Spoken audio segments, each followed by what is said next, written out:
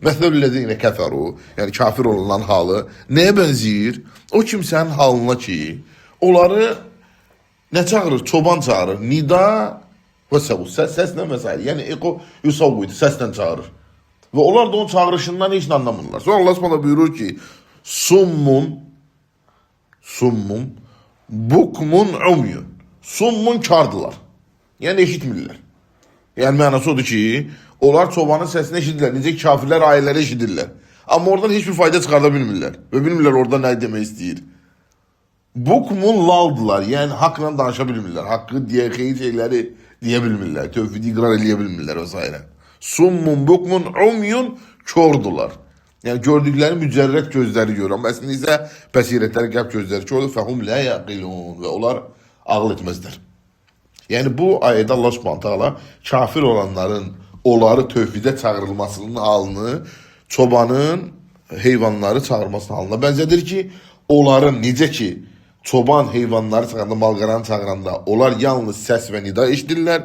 Bu kafirlər həmçinin sən onları tövhidə çağıranda, Allahın dininə çağıranda və s. onlar sadəcə mücərrəd olaraq eşidirlər səsləri, amma anlamırlar həmin ayələrini. Allah Subhanahu taala onları nəyə bənzədir deyir bu malqaranın halında ki, onlar summun bukmun umyun fehum la yaqilun. Onlar kardılar, laldılar, çordular, la yaqil və ağıl da eləyə bilmirlər. Ağıl da eləyə bilmirlər. İmam Sa'di rahmehullah yəni burada çox gözəl məsələlərə toxunur. Çünki bu məsələlər Allah Subhanahu taala insanlara çəkib ki, insanlar düşünsünlər. Allah deyir ki, ayədə tilkel emsalu nadribuha lin-nas la'allahum yetefekkerun. Biz belə misalları insanlar üçün misal çəkirik ki, bəlkə düşünələr, ibrət alarlar, bir fikirləşərlər, görün nə deyir bizə, Rəbbimiz bizdən nə istəyir. Həmçinin Allah Subhanahu taala elə nəyə bənzədir? Həşr surəsində "Ləv ənzəlnə hadzal Qur'ana alə cəbəlin ləra'aytəhu xaşi'an mutasaddian min xəşiyyətillah." Biz əgər bu Qur'anı daş olan dağlara nazilləsəydik, sən dağların Allah qorxusundan paramparça olduğunu görərdin. Daş olan dağlar. Anladın? Tilkel emsal.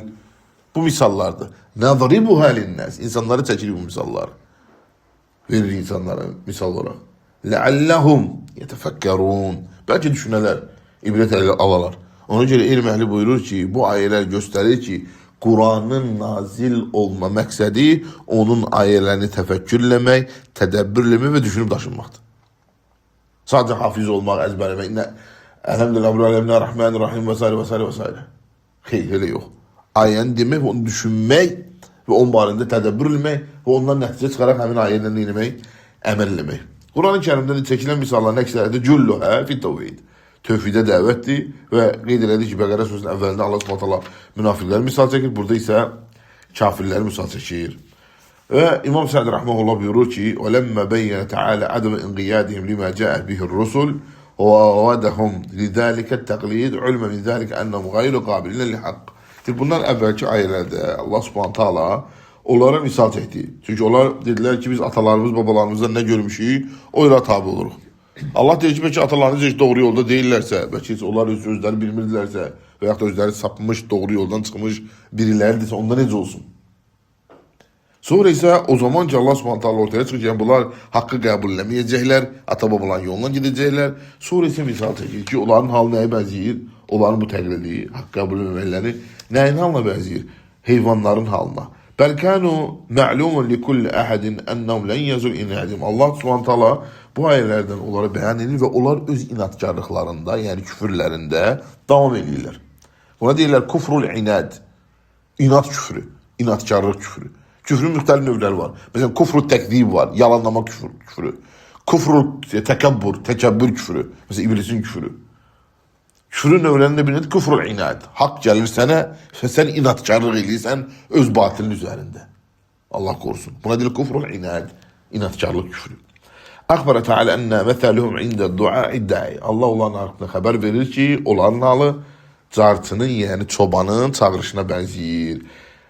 Ləhum iləl iman kəməsəl bəhəm. Necə ki, onlar imana çağırıldıqları zaman ancaq səs küydən başqa eşitmirlər, yəni qəbul eləmirlər. Onların halı nəyə bənzəyir? Çobanın heyvanları çağırma halına. Kəməsəl bəhəm əlləti yən'iqu ləhə ra'ihə və leysə ləhə ilmə bimə yəqul da'ihə və münədihə.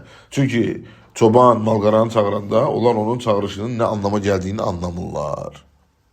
Ona görə Allah Subhanahu taala nə bəzədir? Bəhəim ya malqaraya. Hətta Allah Subhanahu taala Enam surəsində buyurur ki: "İnhum illə kal-en'am." Onlar malqara kimidirlər. Bəlhum adallu səbilə. Əksinə malqaradan da betərdirlər. Aydındır, bunu dəfələrlə dəstədə misal çəkdik. Ləhum qulubun. Onların mücərrəd qəlbləri var. Lə yəqulna biha. O qəlbdən anlamırlar. Aydındır, qəlbləri var. Olmalı mücərrəd olaraq var bəli. Yəni maddi olaraq var qəlbləri. Yəni qəlb içində yerisiz o. Ondan anlamırlar. Ləhum a'yunun. Onların gözləri var. Lə yubsiruna biha. Ondan görmürlər. Gözü var. Başqa şeyləri görür. Amma haqqı görmür, imanı görmür vs.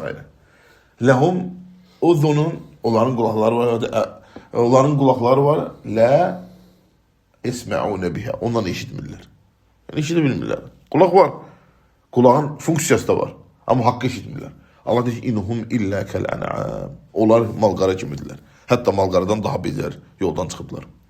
Misal olaraq deyək ki, məsələn dəfələrlə dedik ki, adi məsələn götürüb bir dənə heyvanı. Məsələn götürüb bir dənə inəyi və yaxud da hər hansı bir böyükbaş heyvanı. Gözü var. Var. Bizimkindən yetkiləri yoxsa balaca yoxsa böyük? Böyük. Yaxşı sən ona ayələr desin, anlayacaq o ayələr. Göstərsən anlayacaq. Anlamayacaq. Qulağı var. Var. Sənkindən deyir ki, ona haqqı deysən ayələr düşünüb daşınacaq. Qəlbi var ki, ürəyinə bu, ürəyindən nə bu demək etmişdirlər belə. Nə bu ürəyə bu fikir verir. Amma ürəyin faydası var onun. Ayələr deysən anlayacaq. Allah deyir ki, bunlar onlardan da betərdirlər. Niyə onlardan da daha betərdirlər, heyvandan daha betərdirlər? Çünki heyvanlar ondan ötürü yaradılmıyıblar ki, təvəkkür eləsinlər. Çünki onlara sorğu-sual yoxdur və s. Diriləcəklər, bir-birindən qisas alacaqlar, sonra da torpaq olacaqlar. Heyvanlar haqqında hökm budur. Diriləcəklər, bir-birindən qisas alacaqlar və sonra torpaq olacaqlar.